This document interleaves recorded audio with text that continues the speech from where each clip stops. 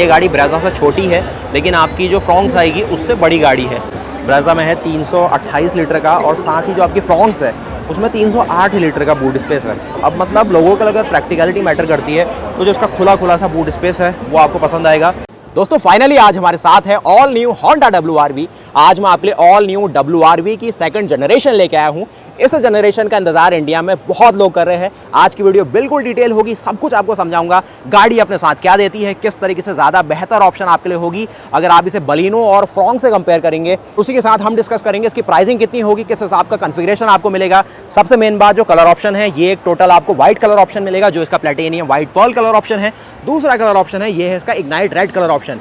इस गाड़ी के प्लेटफॉर्म को अगर आप समझेंगे तो यहाँ पर आपको होंडा अमेज का प्लेटफॉर्म देखने को मिलेगा। कहीं ना कहीं ये गाड़ी प्राइसिंग भी उसी को कट करेगी, लेकिन जो आपको इसमें इंजन ऑफर किया गया है यहाँ पर आपको होंडा सिटी का इंजन मिलने वाला है। यानी कि पावर भी अच्छी मिल रही है, लेकिन प्लेटफॉर्म जो 4 स्टार रेटेड है उसी रेपुटेशन के साथ मिलेगा। अगर आपको होंडा सिटी वाला ही प्लेटफॉर्म चाहिए फिर आपके पास होंडा HRV लेनी पड़ेगी, जो कि मिड साइज SUV सेगमेंट की गाड़ी है, ज़्यादा महंगी है। ये जो सेगमेंट है इंडिया के लिए बिल्कुल सही है।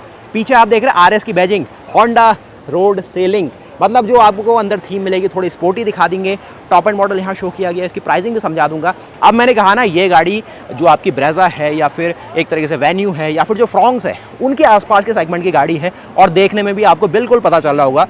और साथ ही होंडा ने अभी WRV के साथ कोई भी हाइब्रिड वेरिएंट नहीं रखा है। जो इंडिकेटर आप देखेंगे अल्टीमेट लगेंगे, नीचे आप देखेंगे कितना ज़्यादा प्रीमियम क्रोम वर्क किया गया, RS की बैजिंग है, कुछ आपको फ्रंट में फॉग लैम्प मिलेंगे। गाड़ी का जो ग्राउंड क्लियरेंस है ये इसका सबसे बढ़िया फैक्टर मैं कहता हूँ।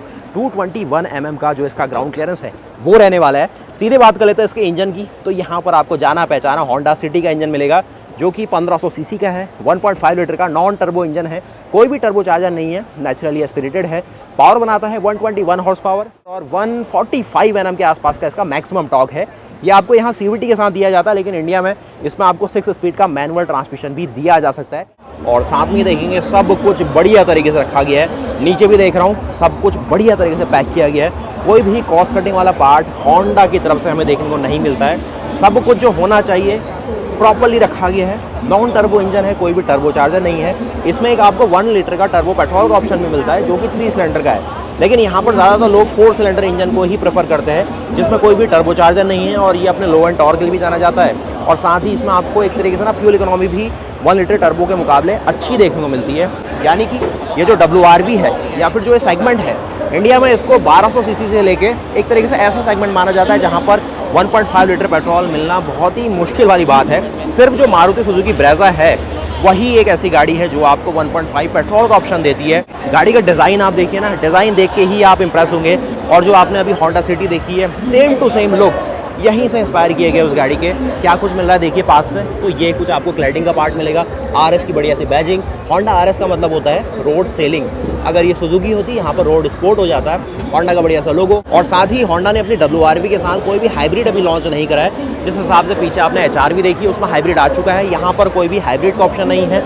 यहाँ पर आपको ADAS का सिस्टम मिलेगा सेम होंडा सिटी वाला। जो आपको फ्रंट में लेन वॉच कैमरा है, वही सारे जो लेन फंक्शन है और जो कोलिजन मिटिगेशन सिस्टम है काम करने वाले हैं। फ्रंट में आपने सारे हेडलैम्प देख लिए, टर्न इंडिकेटर किस तरीके से ब्लिंक करते हैं वो आपने नोटिस करे, और साथ ही नीचे फॉग लैम्प देखेंगे तो इस तरीके से दिखती है गाड़ी। फ्रंट के लुक से आप बिल्कुल इंप्रेस होंगे, कोई भी शिकायत वाली चीज़ इसमें नहीं है और बहुत बढ़िया लगती है। साइड प्रोफाइल में आएंगे तो ब्रिजस्टोन के यहाँ पे टायर आपको शो किए गए। साइज़ है इसका 215/55 रेडियल 17 का, और ऐसे कुछ लगेंगे। 221 mm का इसका ग्राउंड क्लियरेंस है। और अगर आप इसको सीधे कंपेयर करते हैं ना फ्रॉन्क्स के साथ, फ्रॉन्क्स का ग्राउंड क्लियरेंस 190 mm है, आपकी ब्रेज़ा का 200 mm है। साथ ही जो आपकी किया की सोनेट है उसका 211 mm है। यानी कि अगर ये गाड़ी आती है एक कॉम्पैक्ट सेगमेंट में लाया जाएगा, कॉम्पैक्ट SUV सेगमेंट में, तो यहाँ पर ये सबसे ज़्यादा ग्राउंड क्लियरेंस के साथ आपके साथ दस्तक देगी। मैं एक और चीज़ देख रहा हूँ, इसमें आपको लेन वॉच कैमरा भी दिया गया है जैसे आपको होंडा सिटी में मिलता है, वो चीज़ है इसमें, लेकिन 360 डिग्री कैमरा नहीं है। मतलब इसकी क्वालिटी ना बहुत ही सही लगेगी।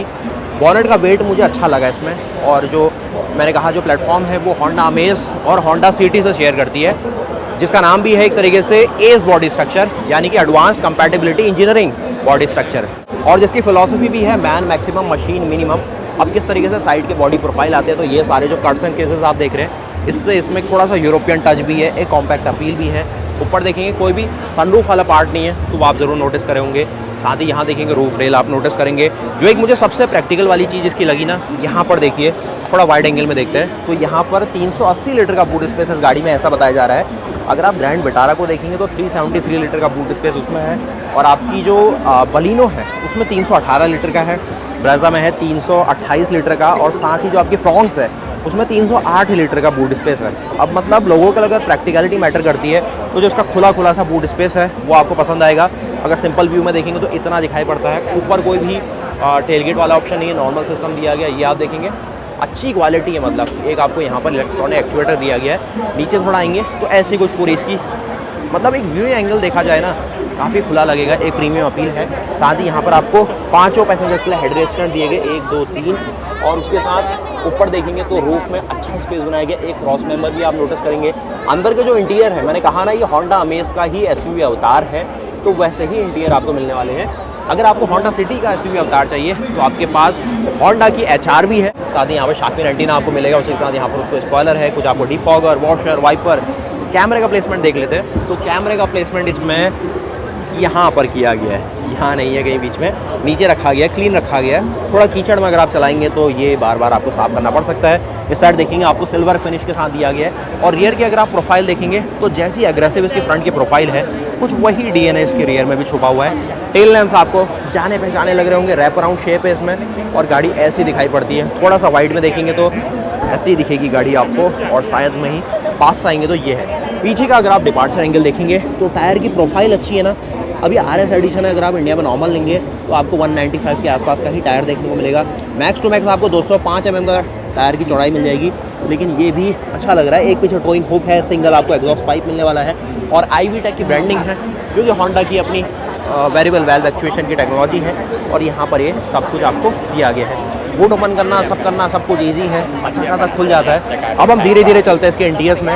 ये डोर भी देखेंगे किस तरीके से आपको यहाँ सिस्टम दिया गया है। बाकी लंबाई चौड़ाई एक बार देख लीजिए, 4060 मिलीमीटर इस गाड़ी की लंबाई है। उसके साथ गाड़ी की जो चौड़ाई है ये रखी गई है 1780 मिलीमीटर, 1608 मिलीमीटर इस गाड़ी की ऊंचाई है। 121 हॉर्स पावर बनाती है होंडा सिटी के इंजन के साथ, और 145 Nm का टॉर्क है। तो ये आपने गाड़ी को ना बाहर से पूरा एक तरीके से देख लिया, किस तरीके से आपको गाड़ी दी गई है, क्या कुछ आपको मिलेगा। प्राइसिंग आप सब जानते हैं। अभी अगर आप ब्रेज़ा के प्राइस देखेंगे 8,18,000 रुपये से LXI मॉडल शुरू होता है। अगर आप वेन्यू को देखेंगे 50,000 कम से शुरू हो जाती है। अगर आप अमेज के आसपास जाएंगे तो अमेज जैसी गाड़ियाँ 7 लाख से नीचे शुरू हो रही है, लेकिन ये गाड़ी अमेज के प्लेटफॉर्म पे बनाई जाएगी, उससे थोड़ी 50,000 प्रीमियम होगी। तो ये पूरी गुंजाइश है कि ये गाड़ी 7.5 लाख से लेके 8.5 लाख के बीच में स्टार्ट हो सकती है। अब वैसे होंडा ना थोड़ा सा ज़्यादा प्राइसिंग के साथ चलता है, क्योंकि फीचर वो स्टार्टिंग से अच्छे देता है। तो ये भी हो सकता है कि ये गाड़ी जिस हिसाब से पुरानी WRV थी 9 लाख के आसपास, वहाँ पर शुरू हो, और 9.5 के आसपास से भी शुरू हो सकती है। लेकिन जो चीज़ आपको मिलेगी ना वो बिल्कुल एक नंबर की होगी। और आप भी जानते हैं कि होंडा की अपनी जो लेगेसी है वो अपनी हर एक गाड़ी में वो दिखाता है। अमेज को ही देख लीजिए, suspension best in class feel होता है। और साइज़ के मामले में एक सिंपल सी बात कहता हूँ आपसे, ये गाड़ी ब्रेज़ा से छोटी है, लेकिन आपकी जो फ्रॉन्क्स आएगी उससे बड़ी गाड़ी है। इस गाड़ी का जो व्हील बेस है वो भी फ्रॉन्क्स से कम है, आपकी ब्रेज़ा से कम है। लेकिन अभी लंबाई के मामले में ब्रेज़ा फ्रॉन्क्स दोनों से लंबी है, लेकिन चौड़ाई और ऊंचाई में आपकी ब्रेज़ा से छोटी है, फ्रॉन्क्स से बड़ी है। अब वो होंडा के ऊपर है वो किस हिसाब से इसमें मॉडिफिकेशन करता है, लेकिन आपके पास गाड़ी डिज़ाइन वाइज बिल्कुल अल्टीमेट है। वही कुछ चीज़ आपको लगेगी जिस हिसाब से पोशाक मिलती है आपको, टाइगून रहती है, और सनरूफ वाला पार्ट हम इंडियंस को चाहिए, तो वहाँ पर भी होंडा को काम करना पड़ेगा अगर इस गाड़ी को एज इट इज़ इंडिया में लाना है। जो पीछे HRV है उसमें मून रूफ मिलती है, तो वो भी अकॉर्डिंग टू इंडिया थोड़ा सा लोग पसंद करें ना करें वो भी देखने वाली बात है।